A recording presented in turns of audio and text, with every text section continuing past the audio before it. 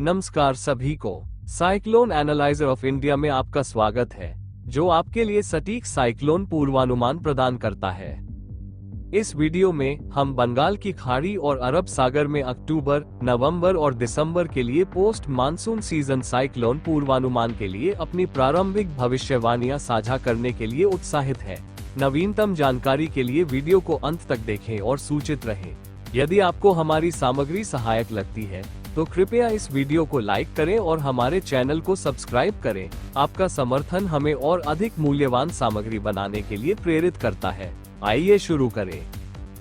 आइए उन क्षेत्रों में गहराई से जाएं जहां चक्रवाती प्रणालियां विकसित होने की संभावना है। जैसा कि आप देख सकते हैं, हमने बंगाल की खाड़ी और अरब सागर में विशिष्ट क्षेत्रों की पहचान की है जहां अक्टूबर, नवंबर और दिसंबर के दौरान चक्रवात बन सकते हैं। इसके अलावा हम साइक्लोजेनेसिस के संभावित क्षेत्रों पर नजर रख रहे हैं, जिसमें थाईलैंड की खाड़ी से प्रणालियों के उभरने और बंगाल की खाड़ी में जाने की संभावना भी शामिल है। पोस्ट मानसून सीजन के दौरान बंगाल की खाड़ी की कुछ प्रणालियों को अरब सागर में उभरने का भी मौका मिल सकता है। अब जोखिम क्षेत्रों की ओर बढ़ते हुए आइए उत्तर हिंद महासागर में चक्रवातों के संभावित लैंडफॉल क्षेत्रों की जांच करें। अक्टूबर में उच्च जोखिम वाले क्षेत्रों में उत्तर आंध्र प्रदेश और ओडिशा तट शामिल है। इसके बाद गंगा पश्चिम बंगाल और बांग्लादेश हैं, जो सब ट्रॉपिकल रिज, पश्चिमी विक्षोभ और अन्य वायुमंडलीय स्थितियों के प्रभाव के कारण है। नवंबर में जोखिम दक्षिण भारत की ओर बढ़ता है, विशेष रूप से तमिलनाडु और दक्षिण आंध्र प्रदेश। हालांकि पश्चिम बंगाल और बांग्लादेश अभी भी संवेदनशील रहते हैं। दिसंबर तक तमिलनाडु, दक्षिण आंध्र प्रदेश और श्रीलंका उच्च जोखिम में होते हैं। बांग्लादेश को प्रभावित करने वाले चक्रवातों के दुर्लभ उदाहरणों के साथ ये बंगाल की खाड़ी बेसिन के लिए हमारे जोखिम क्षेत्र पूर्वानुमान का सारांश है। अब अपना ध्यान अरब सागर बेसिन की ओर मोड़ते हुए आइए संभावित लैंडफॉल क्षेत्रों की जांच करें। अक्टूबर में चक्रवात सोमालिया और यमन तट की ओर बढ़ने की संभावना है। नवंबर में भी यही प्रवृत्ति जारी रहती है, जिसमें सोमालिया और यमन उच्च जोखिम में रहते हैं, जबकि गुजरात मध्यम जोखिम का सामना करता है क्योंकि कुछ चक्रवात खुले समुद्र को पार करने के बाद इस क्षेत्र की ओर मुड़ सकते हैं। हालांकि कमजोर चक्रवात के रूप में दिसंबर में सोमालिया और यमन तट उच्च जोखिम में रहते हैं।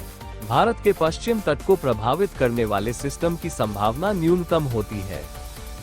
अब आइए इस पोस्ट मानसून सीजन के दौरान बंगाल की खाड़ी और अरब सागर में संभावित चक्रवात पथों की जांच करें। हमारी विश्लेषण के आधार पर पूर्वानुमानित पथ निम्नलिखित है। अब आइए पोस्ट मानसून सीजन अक्टूबर से दिसंबर के दौरान बंगाल की खाड़ी और अरब सागर में अपेक्षित प्रणालियों की संख्या पर चर्चा करें। हमारे पूर्वानुमान से पता चलता है कि दोनों बेसिनों में 6 से 9 प्रणालियां बन सकती हैं, जो निम्न दबाव वाले क्षेत्रों से लेकर चक्रवात की तीव्रता तक हो सकती है। इनमें से अधिकांश प्रणालियां बंगाल की खाड़ी में विकसित होने की संभावना है।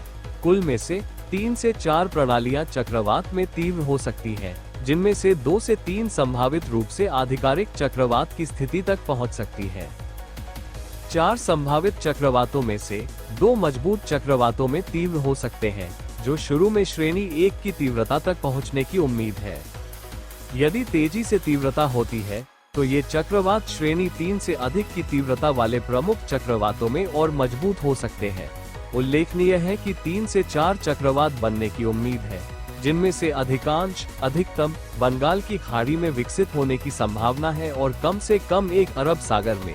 एक अनुकूल परिदृश्य में अरब सागर में 2 चक्रवात बन सकते हैं यदि सिस्टम और तीव्र होने में सफल होते हैं। हमारी विश्लेषण के अनुसार ये बंगाल की खाड़ी और अरब सागर के लिए हमारी पोस्ट मानसून चक्रवात भविष्यवाणी का समापन करता है, जिसमें अक्टूबर, नवंबर और दिसंबर शामिल है। आगे की अपडेट के लिए बने रहें, क्योंकि हम 3 अतिरिक्त वीडियो के माध्यम से प्रत्येक महीने के लिए विस्तृत विश्लेषण प्रदान करेंगे। हम आपको नवीनतम जानकारी से अवगत कराएंगे, इसलिए साथ में बने रहें। धन्यवाद आपके अवलोकन के लिए।